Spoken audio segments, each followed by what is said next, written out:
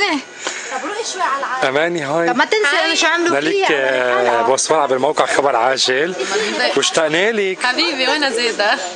خبرينا شو عم تعمل اليوم؟ اليوم نصور في فيديو كليب جديد، اغنية خليجية.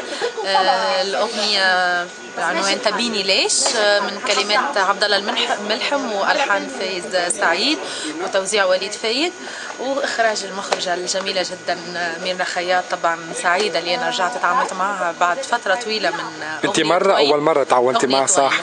صح. واليوم عاودنا التجربة، واليوم في اجواء حلوة في ثاني يوم تصوير. خبرينا هيك شوي عن القصة.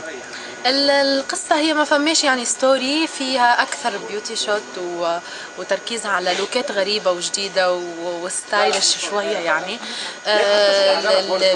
الفيديو كليب هو من تصميم أوش، يعني المسمى الحلوة عبير. الشعرات الحلوين مين عمل لك اياهم؟ باتشي إيلوتشي وميك اب بسام فتوح. الشعر أحمد من باتشي إيلوتشي. يعني المجموعة حلوة وأفكار جديدة يعني. هذه حاجة.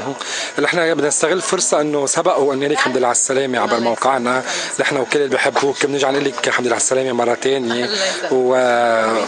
بس انه عم بيصور ثانية بس. وبنرجع بنقول لك الحمد لله على السلامة مرة ثانية. حبيبي تسلم الله يخليك عايش. قطعت قطع وبعدك هيك بتتذكري شيء ولا خلص راح؟ اكيد يعني مش مشيت تنسى الموضوع بسهولة. اكيد نعم. خبرينا هلا الصيف على الابواب، شو عندك تحضيرات لحفلات مهرجانات؟ طبعا تحضير المهرجانات في تونس وفي يعني في عدة بلدان عربية اخرى، ويعني تحضير زاد في نفس الوقت الالبوم الخليجي الجديد اللي قاعد نكمل فيه قريبا ان شاء الله يحضر. نعم. هذا هما الاشياء. قديش قاعدة ببيروت؟ مش فترة طويلة يعني، مش نكمل بعد بكرة إن شاء الله السفر. نعم. ونرجع مرة ثانية نستلم. نعم.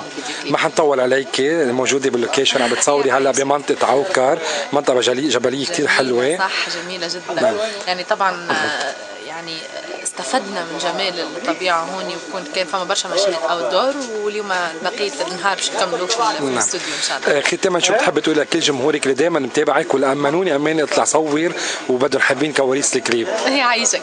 انا نقول شكرا لكم، شكرا على محبتكم ومتابعتكم، شكرا لخبر عاجل على يعني بالحق دعمكم لي من اول يوم يعني. واجبنا. يعيشك الله يخليك، ولك انت خصوصا خويا الغالي، وثانكس يعني ميرسي على وجودك هون. ثانك يو كثير لك. جود لك.